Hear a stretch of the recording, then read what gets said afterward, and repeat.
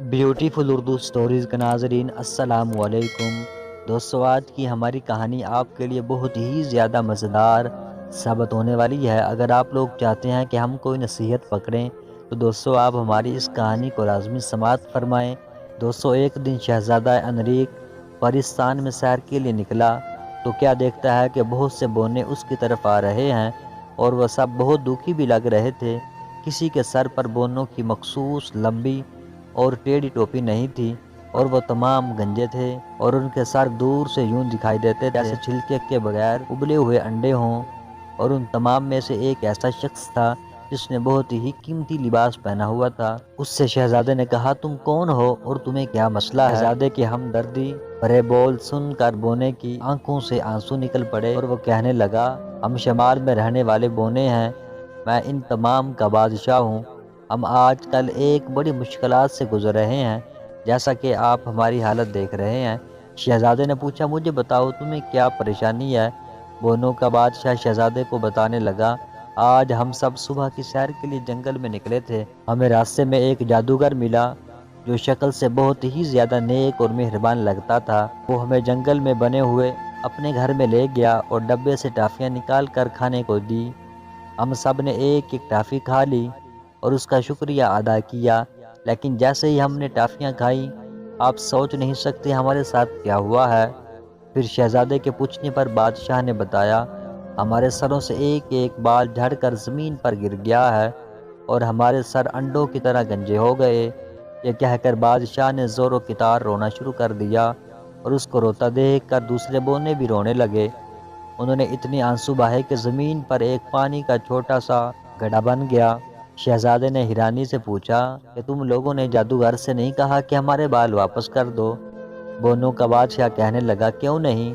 ہم نے اس سے کہا تھا، لیکن وہ کہنے لگا کہ بالوں کی واپسی کے لیے ہمیں اسے سونے کے 100 سکے دینے پڑیں گے۔ اسے کیا معلوم کہ میرے پاس تو 50 سکے بھی نہیں ہیں۔ آپ شہزادے ہیں، آپ کو معلوم ہے کہ بادشاہوں کے کتنے اخراجات ہوتے ہیں، اور پھر پچھلے دنوں میں نے اپنے محل کی مرمت پر بھی خاصی رقم خرچ کر دی ہے، اس لیے اب ہمیں ہر جگہ گنجے پن کے ساتھ جانا پڑے گا۔ یہ کہہ کر وہ پھر آنسوؤں سے زور و کتار رونے لگا۔ شہزادے نے بونوں کے بادشاہ سے کہا، فکر نہ کرو، میں تم سب کو اس مصیبت سے نکالوں گا۔ میں ابھی اس جادوگر کے پاس جاتا ہوں۔ یہ سن کر بونوں کے بادشاہ نے شہزادہ انریک کو نصیحت کرتے ہوئے کہا، شہزادے تمہیں بہت ہی زیادہ احتیاط سے کام لینا پڑے گا، جادوگر بہت چالاک ہے، یہ نہ ہو کہ وہ تمہیں بھی گنجا، گونگا یا بہرا بنا دے۔ یہ بات سنتے ہی شہزادہ انریک کی ہنسی نکل گئی اور اس نے بتایا کہ مجھ پر کسی قسم کا کوئی جادو اثر نہیں کر سکتا۔ تو شہزادے نے کہا کہ مجھے بتاؤ وہ جادوگر کہاں پر رہتا ہے؟ تو اس سردار نے کہا کہ فلاں جنگل پر فلاں جگہ رہتا ہے۔ جادوگر کی رہائش کا جو پتہ شہزادے کو بتایا تھا، شہزادہ وہاں پر پہنچ گیا۔ اب وہ جادوگر کے گھر کے سامنے کھڑا تھا۔ جادوگر نے شہزادے کو دیکھا تو بڑی چالاکی سے مسکرا کر کہنے لگا، خوش آمدید، خوش آمدید۔ شہزادے نے بھی خوش دلی سے جواب دیا اور کہنے لگا، جناب آپ کا گھر تو بہت خوبصورت ہے، آپ بڑے خوش قسمت ہیں جو جنگل کی کھلی اور صاف ہوا میں رہتے ہیں۔ جادوگر فخریہ انداز سے بولا، ہاں کیوں نہیں، لیکن کیا آپ میرا گھر اندر سے دیکھنا پسند کریں گے؟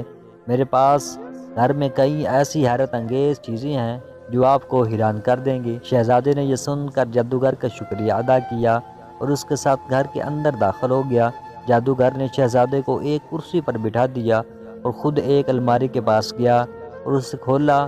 اس نے الماری سے ٹافیوں کا ڈبہ نکالا اور اسے شہزادے کے پاس لے کر آیا اور اسے کہنے لگا، ٹافیاں لیجئے، یہ بہت مزیدار ہے، میں نے انہیں ایک بوڑھی جادوگرنی سے خریدا تھا، آپ یقیناً ان کو کھا کر لطف اندوز ہوں گے۔ شہزادے کو معلوم تھا کہ یہ وہی ٹافیاں ہیں جنہیں کھا کر بونے گنجے ہو گئے تھے، پھر بھی شکریہ کے ساتھ اس نے ایک ٹافی منہ میں ڈالی اور اسے چبانے لگا۔ ٹافی واقعی بہت مزیدار تھی۔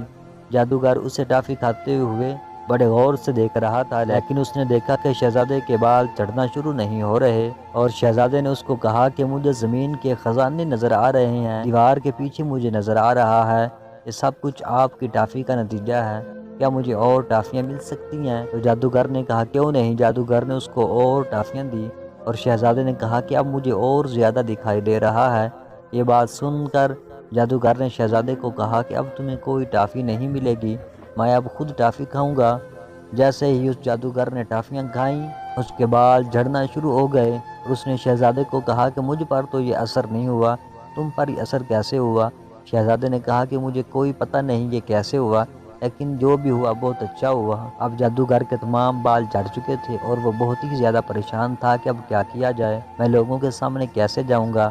تو اس نے اس گنجے پن کے بارے میں حکیموں سے مشورے شروع کر دیے اور آخرکار اس کو ایک ایسا منتر مل گیا جس سے وہ اپنے گنجے پن کو وہ دور کر سکتا تھا، اور اس میں پھول، الو کا خون وغیرہ یہ سب کچھ شامل تھا۔